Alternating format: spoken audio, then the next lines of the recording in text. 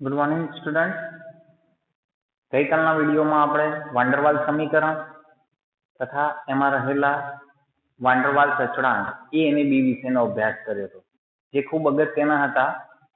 જ્યાં સ્મોલ એ વાન્ડરવાલ અચળાંક તો ખરો, પણ એ શાનું સૂચન કરે છે?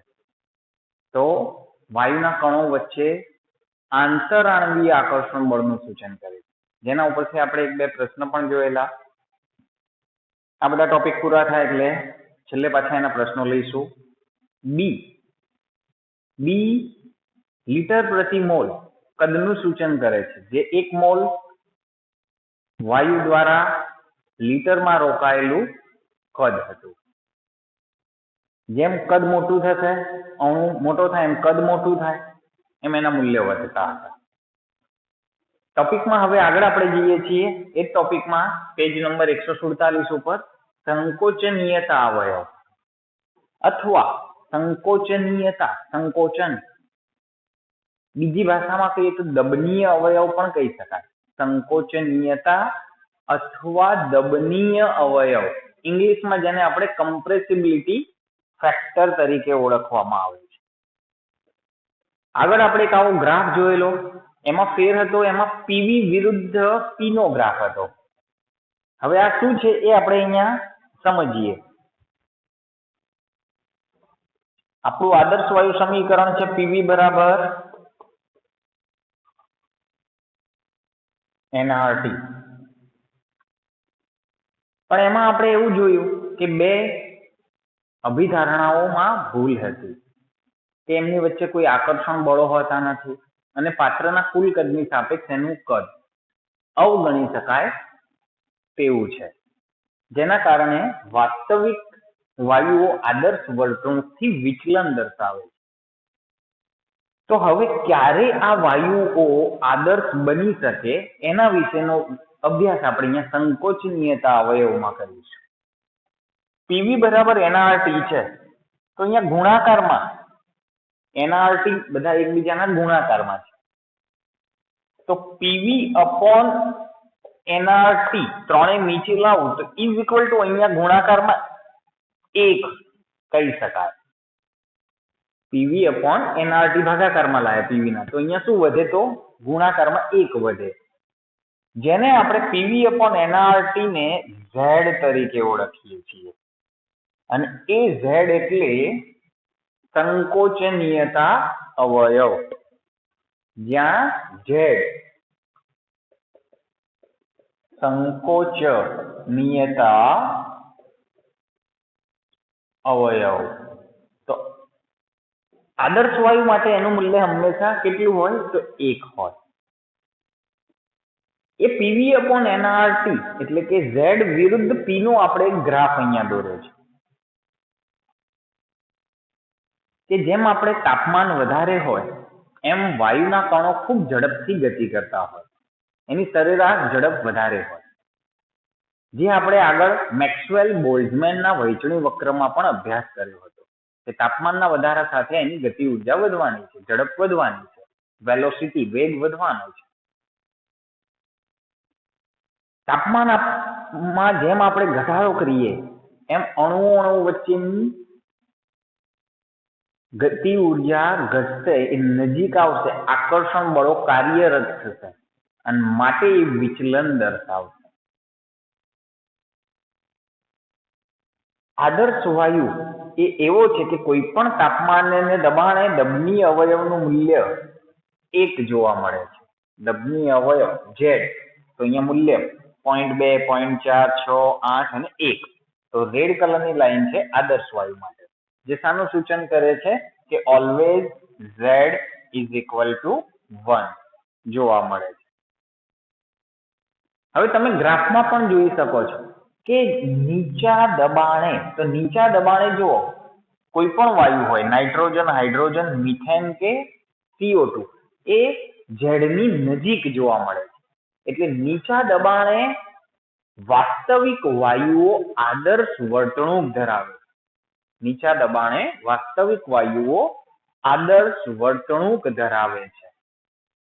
પણ જેમ દબાણ આપણે વધારીએ છીએ તો જેમ દબાણ વધારીએ છીએ તો એ બધા ક્યાં જાય છે? તો ઉપર તરફ જાય છે. એટલે કે જેને આપણે કહીએ છીએ ધન વિચલન. પણ CO2 મિથેન જેવા વાયુઓ નીચા દબાણે કયું વિચલન ધરાવે છે? તો ઋણ વિચલન ધરાવે છે. અહીંયા છે ઋણ વિચલન છે. પણ જેમ દબાણ વધે એમ પાછું એ ઋણ વિચલનમાંથી ક્યાં જાય છે? ધન વિચલન. એટલે કે આદર્શ વાયુ બનવા માટે વાસ્તવિક વાયુઓમાં દબાણ કેવું રાખવું પડશે? આદર્શ વાયુ બનવા માટે વાસ્તવિક વાયુમાં દબાણ હંમેશા કેવું હશે? નીચું હશે. તો આ ઋણ વિચલન થયું અને આ ધન વિચલન. ઝેડના 3 મૂલ્યો શક્ય છે અને જેના આધારે જીનીટમાં પ્રશ્નો પૂછાતા હોય છે. એટલે આપણે ખાસ યાદ રાખીશું નીટ એન્ડ જી માટે કે z ઇઝ ઇક્વલ ટુ 1. પહેલી આપણે શરત લઈએ છીએ z ઇક્વલ ટુ 1. તો આ કોના માટે છે? આદર્શ વાયુ. કોઈ પણ તાપમાને અને દબાણે એ આદર્શ વર્તણૂક ધરાવે. તો ત્યાં કદ જે વોલ્યુમ હોય એ હંમેશા ફિક્સ 22.4 લીટર, જે 1 મોલ વાયુ માટે આપણે કહીએ છીએ, 1 મોલ વાયુ માટે આપણે લેતા હોઈએ છીએ, એ 22.4 લીટર થશે 1 મોલ માટે. કે અહીંયા હું મોલ કરું તો PV/RT થઈ જાય. કે આ સમીકરણ છે. હવે 1 મોલ માટે, તો હવે 1 મોલ માટે લઉં તો Z બરાબર શું થઈ જાય? PV/RT. કારણ શું? કારણ n શું છે? મોલ સંખ્યા. ત્યાં મેં શું કરી દીધું? 1. ત્યાં શું આપણે કરી દીધું? 1. તો એ વખતે કદ 1 મોલ જ્યારે હોય ત્યારે આનું ફિક્સ 22.4 લીટર હોય. હવે બીજું, Z greater than 1. Z greater than 1 માટેની આપણે કન્ડિશન વિચારીએ છીએ. તો Z ગ્રેટર ધેન 1 તો એ કયું વિચલન દર્શાવે? તો Z નું મૂલ્ય 1 કરતા વધુ, એટલે કે 1.1, 1.2, 1.3, 4. તો એ કયું વિચલન કહેવાય? તો એ વિચલનને આપણે શું કહીશું? ધન વિચલન દર્શાવે. Z ગ્રેટર ધેન 1 એટલે એ ધન વિચલન દર્શાવવાનો છે. ધન વિચલન દર્શાવે તો એના માટે વોલ્યુમ કેવું થશે? 22.4 કરતા વધુ થશે. Greater than 22.4 litre. કેમ આવું થયું? કારણ અહીં અપાકર્ષણ, વાયુના કણો વચ્ચે અપાકર્ષણ વધારે જોવા મળે છે. અહીં વાયુના કણ વચ્ચે અપાકર્ષણ વધુ જોવા મળે છે. એ ઓછો દબનીય છે અને કમ્પ્રેસ કરી શકાતો નથી. કોનો? આદર્શ વાયુ જે હોય, આદર્શ વાયુ કરતા એ કેવા છે? ઓછા દબનીય છે એવું કહી શકાય. અને એટલા માટે કેવું વિચલન દર્શાવે છે? ધન વિચલન. આવું વિચલન ધરાવતા વાયુઓ આદર્શ વાયુ કરતા ઓછા દબનીય હોય છે. એ કેવા? તો ઓછા દબનીય જોવા મળે, જ્યાં Z ગ્રેટર ધેન 1 જોવા મળે. અને ત્યાં PV ગ્રેટર ધેન nRT થતું હોય છે. PV greater than nRT. એ કઈ રીતે આવ્યું? તો PV/nRT છે એટલે Z, અને Z કેવો બની ગયો? Greater than 1. તો આ Z જ છે, અહીંયા ગ્રેટર ધેન 1 થવાનું. તો એનઆરટી ઉપર ગયા તો પીવી ગ્રેટર ધેન એનઆરટી, તો એના ઉપરથી એ થયું છે. કારણ એમાં શું થયું? PV upon NRT greater than 1 માટે શું થાય? એનઆરટી ઉપર જતો રહે તો પીવી ગ્રેટર ધેન એનઆરટી. તો આવા બધા એમસીક્યુ રૂપે જીનીટમાં પૂછાતું હોય છે. ત્રીજો મુદ્દો છે એ અહીંયા લખું છું, ફરીથી પહેલા સમજી લઈએ. Z = 1 એનો મતલબ કે આદર્શ વાયુ. અને આદર્શ વાયુમાં આપણે અભિધારણાઓમાં ધારેલું જ હતું કે એમાં આકર્ષણ અપાકર્ષણ બળો જેવું કંઈ હોતું નથી, એટલે મેં એમાં કંઈ એનો ઉલ્લેખ કર્યો નહીં. વોલ્યુમ, તો આદર્શ વાયુ માટે ફિક્સ 1 લીટર, તો આપણે એને 1 મોલ, 1 લીટર નહીં, 1 મોલ એટલે ફિક્સ એને 22.4 લીટર લઈશું. હવે બીજી એક શક્યતા, Z > 1 હોય. પહેલા આપણે રેડ કલરની લાઈન માટે લીધેલું. હવે Z > 1 તો એ ધન વિચલન દર્શાવે, એને ધન વિચલન કહેવાય. એ આદર્શ વાયુ કરતા કેવા છે? ઓછા દબનીય, એમાં અપાકર્ષણનું મૂલ્ય વધારે જોવા મળે છે, એટલે એને કમ્પ્રેસ કરી શકાતા નથી આદર્શ વાયુ જેટલા, એટલે એનું કદ સ્વાભાવિક રીતે 22.4 લીટર થી વધારે આવે, અને આદર્શ વાયુ કરતા ઓછા દબનીય. PV greater than nRT. Z less than 1, Z less than 1. તો હવે તમે એમાં વિચારી શકો છો શું થવાનું? Z less than 1 માં કેવું વિચલન જોવા મળશે? ઋણ વિચલન. આ ખબર પડી એટલે આવડી જાય. તો એનું કદ શું થશે? વોલ્યુમ 22.4 લીટર કરતા નાનું, કારણ એ આદર્શ વાયુ કરતા વધારે દબનીય છે. તો અહીં વાયુના કણો વચ્ચે અપાકર્ષણ વધારે જોવા મળતું હતું, તો અહીં વાયુના કણો વચ્ચે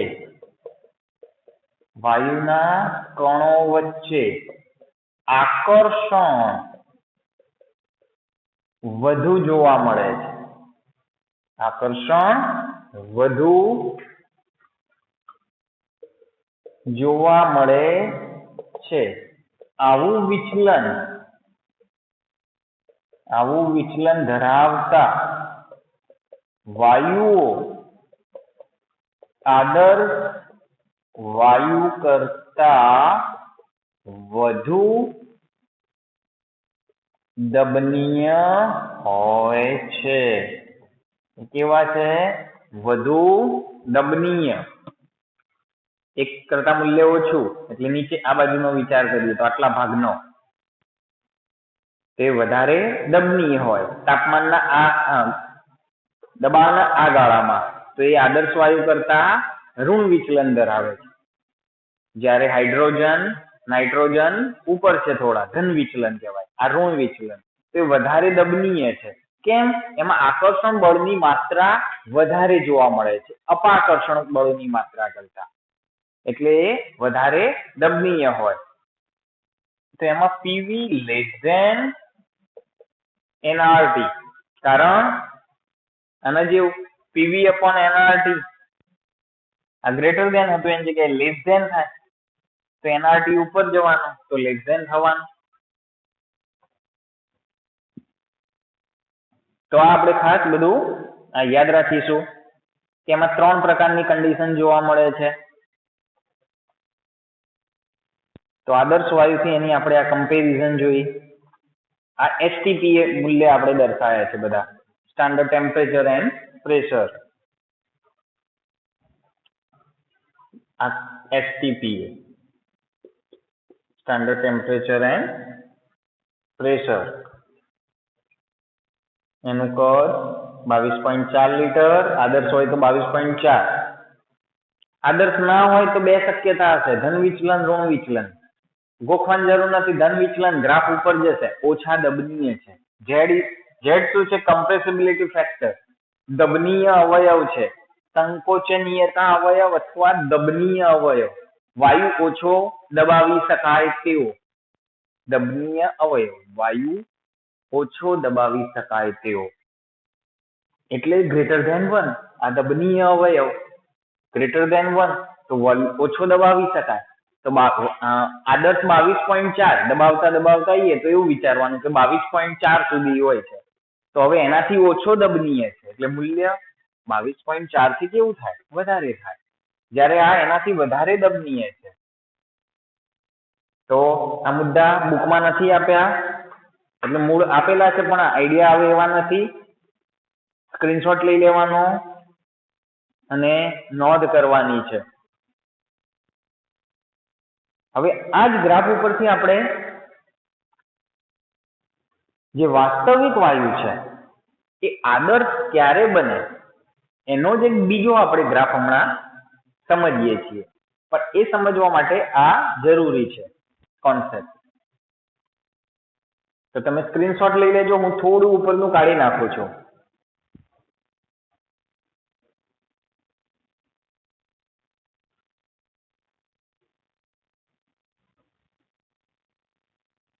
હવે કોઈ એક વાયુ માટે અલગ અલગ તાપમાને અને દબાણે આપણે એના ગ્રાફ દોરીએ છીએ.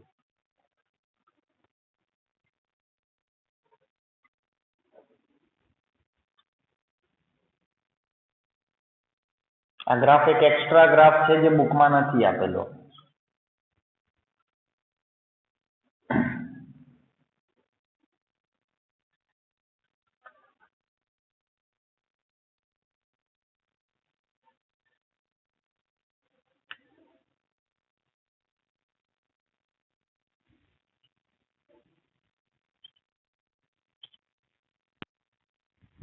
ઝેડ વિરુદ્ધ પી નો પણ દોરી શકાય. બે આપણે ગ્રાફ રાખીએ.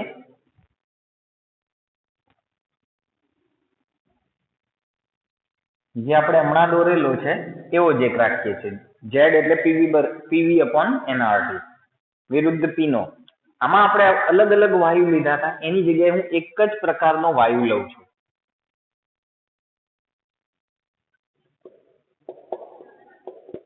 આદર્શ વાયુ માટે always Z is equal to શું હશે? 1. તો અહીંયા 1.5 1.5 બરોબર. આના જેવું થઈ ગયું. 4 અલગ અલગ તાપમાન લઈએ છીએ, T1 T2 T3 T4. કોઈ વાસ્તવિક વાયુ લીધો, એના માટે 4 અલગ અલગ તાપમાનને આપણે ગ્રાફ દ્વારા દર્શાવીએ છીએ. પહેલા આપણે દર્શાવીએ છીએ T4. જે તાપમાન કેવું છે? 4 માં સૌથી ઓછું. તો આપણને ગ્રાફ T4 માં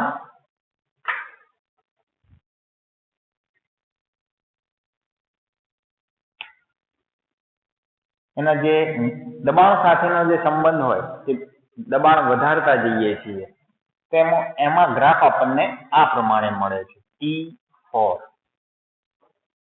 જે સૌથી નીચું તાપમાન છે. T3 એનાથી થોડું વધારે છે, તો એમાં આપણને ગ્રાફ આ રીતે T3 જોવા મળ્યો.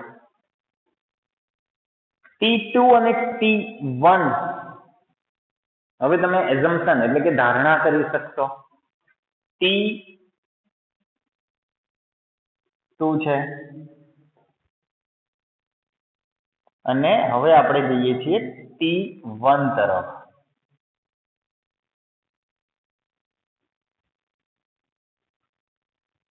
હમણાં જ આપણે આમાં જોયું આ ગ્રાફમાં કે દબાણનું મૂલ્ય જેમ વધે એમ જે ઋણ વિચલન દર્શાવતા હતા એ પણ ક્યાં જાય છે? ધીરે ધીરે ધન વિચલન તરફ. એનો મતલબ જો વાસ્તવિક વાયુને આદર્શ બનાવવો હોય તો દબાણ તો સ્વાભાવિક છે, કેવું રાખવું પડશે? દબાણ નીચું જ રાખવું પડશે. તો આ દબાણ જે છે, જેમ આપણે અહીંયા આ દબાણ અહીંયા નીચું હશે, આ બાજુ દબાણ ઊંચું હશે, તો એમાં બધા ઋણ વિચલન માંથી ધન વિચલન તરફ જાય છે. કોઈ એક જ વાયુ માટે છે આ ગ્રાફ, કોઈ એક વાયુ માટે છે આ. તાપમાન આપણે ખાલી અલગ અલગ લીધેલા છે. હવે એમાં T1 તાપમાન જુઓ તમે, તો T1 એટલે સૌથી ઉપરનું તાપમાન છે. આ T1 તાપમાન કે જે સૌથી ઉપરની લાઈન છે એ T1 માટે છે. આ T2, T3 અને T4 જે આદર્શ વાયુની લાઈન છે એના સૌથી નજીકમાં એને ફોલો કરે એવું કયું છે તાપમાન? તો T1 છે. એમાં ગેપ ખૂબ ઓછો છે. T1 માં એ આદર્શ વાયુ ની ખૂબ નજીક છે. તો વાસ્તવિક વાયુ આદર્શ વર્તણૂક ક્યારે દર્શાવે? મોસ્ટ આઈએમપી પ્રશ્ન, જીનીટમાં ઘણી વાર પૂછાયેલો પ્રશ્ન છે કે વાસ્તવિક વાયુઓ દબાણ કેવું લઈશું? તો દબાણ કેવું છે આટલા ગાળામાં? નીચા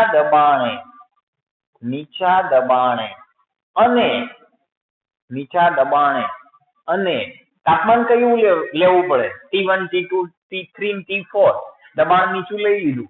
તો બ્લેક કલરની લાઈન થી સૌથી નજીક કયો છે? T1 કે T4? તો T1. તો T1 નું દબાણ સૌથી હાઈએસ્ટ.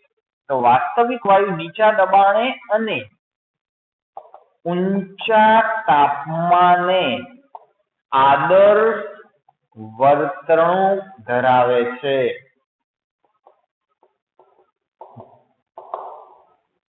એક નોંધ કરજો, ખૂબ ઇમ્પોર્ટન્ટ ક્વેશ્ચન છે. બુકમાં આપેલો જ છે પણ સંતાડીને આપેલી છે લીટી. એવું છે, વાસ્તવિક વાયુઓ નીચા દબાણે અને ઊંચા તાપમાને આદર્શ વર્તણૂક ધરાવે છે. હવે કેમ એવું? તો આ પણ સમજીએ. દબાણ વિશે તો આપણે સમજી લીધું કે દબાણ જેટલું નીચું હશે એમાં વાયુ કોઈ પણ હોય એ આદર્શ વાયુ એટલે દબનીય અવયવ Z થી નજીક આવે છે એટલે આદર્શ વર્તણૂક થાય. તાપમાન ઊંચું કેમ? તો આદર્શ વાયુની જે પહેલી અભિધારણા હતી એમાં શું ભૂલ હતી કે એમની વચ્ચે આકર્ષણ બળો જોવા મળતા નથી. તો પીવી બરાબર એનઆરટી ને ફોલો કરવું પડે તો આપણા વાયુઓમાં પણ આકર્ષણ બળો કાઢી નાખવા પડે તો જે પીવી બરાબર એનઆરટી ને ફોલો કરે. કારણ પીવી બરાબર એનઆરટી જે આપણે સમીકરણ સાબિત કરેલું એમાં અણુ વચ્ચે આકર્ષણ બળની અવગણના કરેલી. તો નીચા તાપમાને આકર્ષણ બળની અવગણના થાય કે ઊંચા તાપમાને? તો લેક્ચરની શરૂઆતમાં જ મેં કીધું જેમ તાપમાન ઊંચું હશે એમ સરેરાશ ગતિ ઉર્જા વધારે હશે, વેલોસિટી વેગ વધારે હશે, ઝડપ વધારે હશે અને ખૂબ ઝડપથી એ ફરતા હશે તો એમની વચ્ચે આકર્ષણ બળ અસ્તિત્વ નહીં ધરાવે, અવગણી શકાય તેવું હોય. પણ વાયુને જો તમે ઠંડો કરો તો એની ઝડપ પણ ઘટે, એકબીજાની નજીક આવશે, આકર્ષણ બળો લાગુ પડશે અને એ વધુને વધુ વિચલન દર્શાવશે. તો તાપમાન જેમ નીચું હોય, જેમ કે T4 સૌથી નીચું તાપમાન છે તો એમ આદર્શ વર્તણૂકથી વધારે વિચલન દર્શાવશે કારણ આકર્ષણ બળો ત્યાં કાર્યરત છે. હવે જેમ તાપમાન તમે વધારો ગતિ ઉર્જા વધે છે, આકર્ષણ બળો અવગણી શકાય એ તરફ જઈએ છીએ. માટે ઊંચું તાપમાન હોય ત્યાં આકર્ષણ બળોની અવગણના થાય છે અને માટે તે વાયુ જે વાસ્તવિક વાયુ છે તે આદર્શ વર્તણૂક ધરાવે છે. અને દબાણનો ગાળો કેમ નીચો રાખ્યો છે તો એ પણ હવે ખબર પડશે તમને કે તમે જેમ દબાણ વધારો એમ કણ વચ્ચેનું અંતર ઓછું થાય. તો દબાણ જો તમે વધારો તો એ કણો નજીક આવે તો ઉપરથી આકર્ષણ બળ લાગવું પડે. માટે દબાણ કેવું લેવું પડે? તો નીચા દબાણે. કે નીચું દબાણ હોય એટલે કણ બધા દૂર હોય એટલે આકર્ષણ બળો જતા રહે. તાપમાન ઊંચું હોય એટલે પણ આકર્ષણ બળો જતા રહે. માટે વાસ્તવિક વાયુઓ નીચા દબાણે અને ઊંચા તાપમાને આદર્શ વર્તણૂક ધરાવે છે. આદર્શ વર્તણૂક ધરાવે છે. એ ખાસ આપણે યાદ રાખવાનું છે. એક અન્ય ગ્રાફ દ્વારા પણ એની સમજૂતી આપણે મેળવીએ ટૂંકમાં. આ ગ્રાફ એના માટે આપણે કાઢી દઈએ છીએ. હવે તાપમાન વિરુદ્ધ દબાણનો ગ્રાફ હવે દોરીએ છીએ, એ પણ આ જ વાક્યને સમજવા માટે.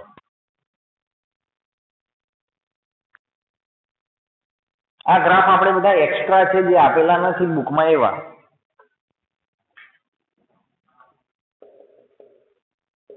મુદ્દો આપણને ખબર પડે એટલા માટે આપણે જે દોરીશું એ એક્સ્ટ્રા છે. તાપમાન ટેમ્પરેચર વિરુદ્ધ દબાણ. તાપમાન વિરુદ્ધ આપણે દબાણનો ગ્રાફ છે. જે તૂટક લાઈન છે એ આદર્શ વાયુ માટે.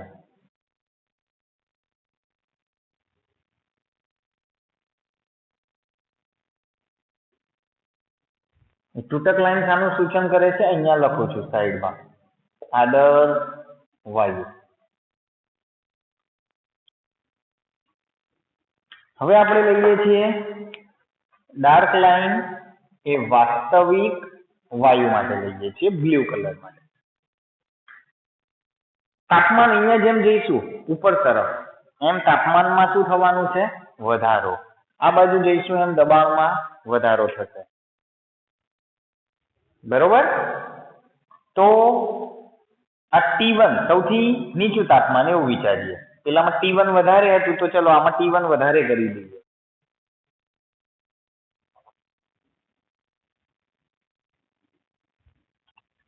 T1 બંને ગ્રાફ સેમ થઈ જાય એટલે આ T2 અને આ T3 તાપમાન સેમ આના સાથે સરખામણી થાય એટલે T1 હાઈએસ્ટ તાપમાન.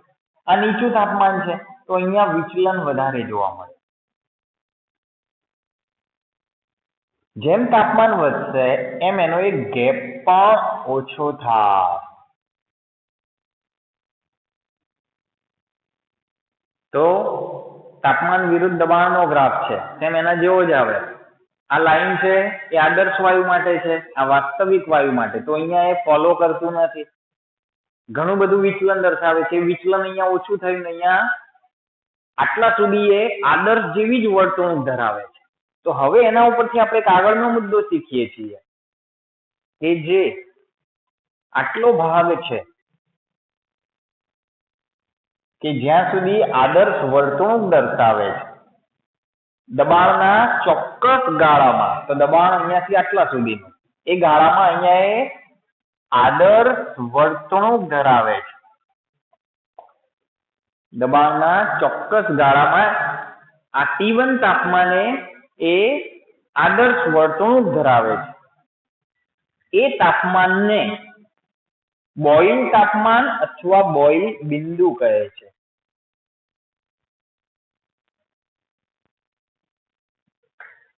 જે હું નીચે લખું છું એ પણ આપણે શબ્દો યાદ રાખવાના છે.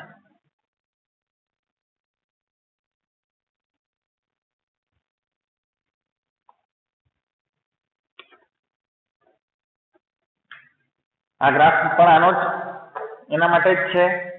વાસ્તવિક વાયુ નીચા દબાણ, તો દબાણનો અહીંયા મૂલ્ય ઓછું, અને ઊંચા તાપમાન તો T1 હાઈએસ્ટ તાપમાન છે, T1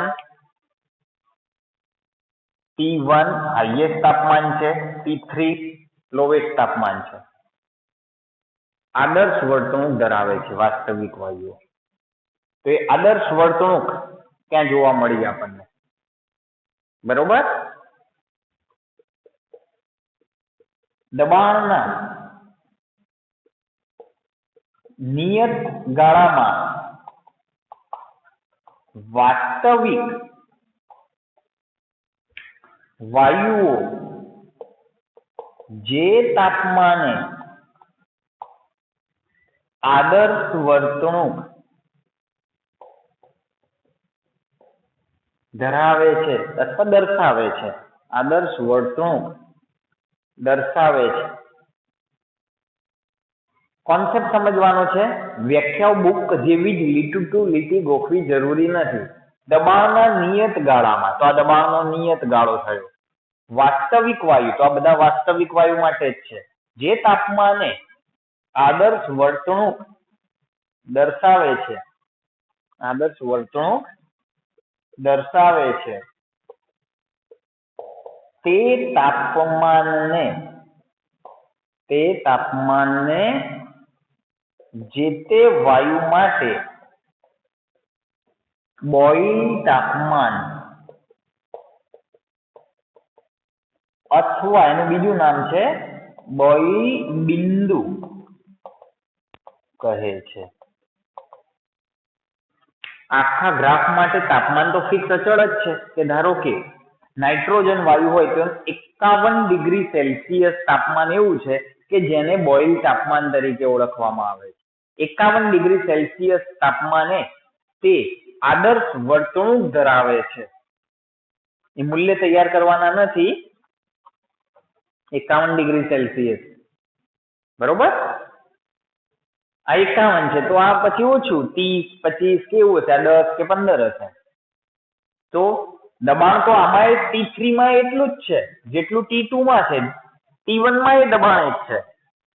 એ દબાણનો ચોક્કસ ગાળો બધા માટે સરખો છે કે અહીંયાથી ધારો કે અહીંયા 100 બાર દબાણ છે, 0 થી 100 બાર. તે દરેકમાં 0 થી 100 બાર બદલાય છે શું? તાપમાન. તો દબાણના નિયત ગાળામાં વાસ્તવિક વાયુઓ જે તાપમાને, તો આમાં T1 તાપમાને આદર્શ વર્તણૂક દર્શાવે તે તાપમાનને જે તે વાયુ માટે બોઇલ તાપમાન અથવા બોઇલ બિંદુ કહે છે. કારણ વાયુ બદલાય એમ બોઇલ તાપમાન પણ બદલાય. દરેક વાયુ માટે બોઇલ તાપમાન જુદું જુદું જોવા મળે છે. બરોબર. તો આજે બોઇલ તાપમાનનો ટોપિક છે પેજ નંબર 148 ઉપર આપેલો છે, 148 ઉપર. તો એ આપણે યાદ રાખવાનું છે.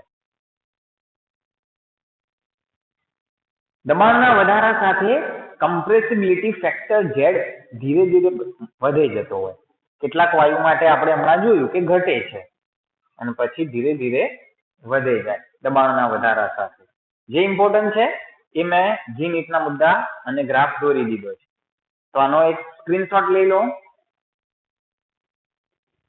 હવે આપણે Z વિશે થોડી વધારે આગળ માહિતી મેળવીએ છીએ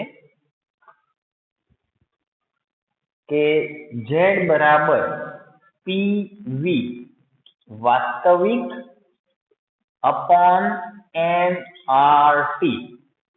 Z શું છે? PV અપોન NRT છે. હવે આપણે વાસ્તવિક વાયુ માટે લઈએ છીએ તો V વાસ્તવિક લખવું પડે. Z બરાબર V વાસ્તવિક અપોન NRT.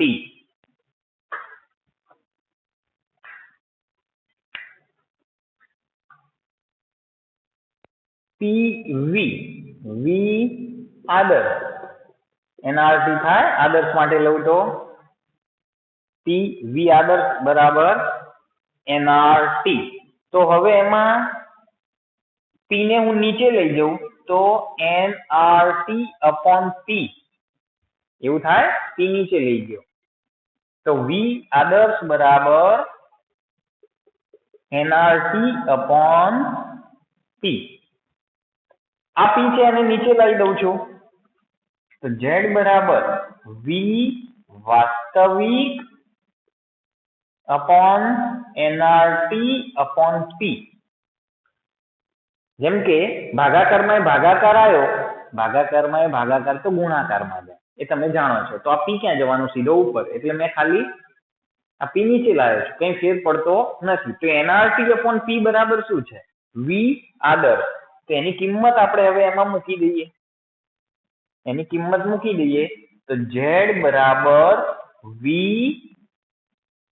વાસ્તવિક ભાગ્યા V આદર્શ એવું થાય. એ બે ઉપરથી આપણે એક નવું લખી દીધું. તો રિયલમાં Z શું છે? કમ્પ્રેસિબિલિટી ફેક્ટર, સંકોચનીયતા કે દબનીય અવયવ, બધા શબ્દો સમાનાર્થી. એ કદનો જ ગુણોત્તર છે. V કદ કોનું? વાસ્તવિક વાયુ ભાગ્યા V આદર્શ. જેમ કે ઉદાહરણ લઈને સમજીએ. HTP standard temperature and pressure માટે વિચારીએ. સ્ટાન્ડર્ડ ટેમ્પરેચર એન્ડ પ્રેશર હોય ત્યારે આદર્શ વાયુ કેટલું કદ ધરાવે? 22.4 લીટર. STP એ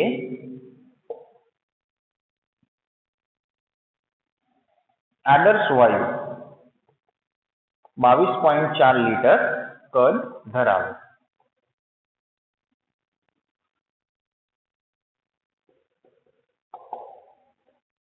અને આદર્શ વાયુ માટે હંમેશા Z1 હોય. તો Z હમણાં 1 આવી જશે કે Z બરાબર V આદર્શ 22.4 લીટર. કે જો તાપમાનનો ગાળો આપણે એવો પસંદ કરીએ કે જેથી આપણો એ વાયુ આદર્શ બની જાય તો એ વખતે V વાસ્તવિક પણ કેટલું આવશે? 22.4 લીટર. એટલે Z1. એટલા માટે આપણે 1 આવે છે. એ કદનો જ ગુણોત્તર છે કે વાસ્તવિક વાયુ જો આદર્શ વર્તણૂક દર્શાવે તો એનું કદ 22.4 લીટર થઈ જાય એ વખતે. અને એ વખતે જો 22.4 લીટર થઈ જાય આ વાસ્તવિક વાયુ માટે છે, આ આદર્શ વાયુ માટે, તો Z ઓટોમેટિક 1 જ થઈ જવાનો છે. પણ જો વાસ્તવિક વાયુ આપણે ક્યારે વિચાર્યું? આદર્શ માટે, Z બરાબર 1 માટે. હવે Z ગ્રેટર ધેન 1 એ ક્યારે આવે? કેવું વિચલન હોય? તો આગળ હમણાં જ શીખ્યા Z ગ્રેટર ધેન 1 કેવું વિચલન? ધન વિચલન. તો ધન વિચલનમાં એ દબનીય કેવો હોય? આદર્શ કરતા ઓછો. એટલે 22.4 કરતા એ કેવો આવશે? વધારે આવશે. તો ધારો કે 23 આવ્યો, આદર્શ તો ફિક્સ જ છે, 22.4 લીટર જ રહેવાનો. V આદર્શ તો 22.4 લીટર જ રહેવાનો. વાસ્તવિક વધારાવાનો. તો તમે જાણો છો કે આનો ગુણોત્તર કેવો આવે? આ મૂલ્ય આશરે લીધું 23 માં Z ગ્રેટર ધેન 1 જ આવવાનો. ત્રીજી શક્યતા હતી Z લેસ ધેન 1. ઋણ વિચલન. આદર્શ વાયુ કરતા વધુ દબનીય છે. આદર્શ વાયુ કરતા વધારે દબનીય હોય તો એ ધારો કે 22 લીટર. આદર્શ STP એ 22.4 ફિક્સ, વાસ્તવિક 22 લીટર. તો આનો જવાબ 0 પોઈન્ટમાં આવશે. એટલે Z કેવો થઈ જાય? Less than 1. તો હમણાં આપણે જે Z કમ્પ્રેસિબિલિટી ફેક્ટર શીખ્યા કે ઉપર જઈએ તો મૂલ્ય 1.1, 1.2 વધારે આવે, નીચે હોય તો મૂલ્ય 0.9, 0.8. ઉપર જઈએ તો ધન વિચલન કહેવાય. તો ધન વિચલનમાં ઓછો દબનીય હોય, અને ઓછો દબનીય હોય એટલે 22.4 લીટર થી વધે, એટલે Z ગ્રેટર ધેન 1 થાય. નીચે ઋણ વિચલન વધુ દબનીય હોય તો નીચે 22.4 લીટર રહેશે, આ ઓછો રહેશે. એટલે આ ખાલી એક્સ્ટ્રા, બરોબર? આ તૈયાર કરવાનું નથી, ખાલી આ શું છે સમજાવવા માટે મેં શીખવાડ્યું. જેને તૈયાર કરવાની જરૂર નથી કે રિયલમાં Z એ V વાસ્તવિક અપોન V આદર્શનો જ ગુણોત્તર છે, કદનો ગુણોત્તર છે. તો આપણો અહીંયા કમ્પ્રેસિબિલિટી ફેક્ટર, બોઇલ તાપમાન, એ 2 મુદ્દા આપણે પૂરા કર્યા. નેક્સ્ટ વિડીયોમાં આપણે આના જ આધારે વાયુનું પ્રવાહીકરણ શીખવાના છે. વાયુનું પ્રવાહીકરણ. તો આજનો વિડીયો આપણે અહીં પૂરો કરીએ છીએ.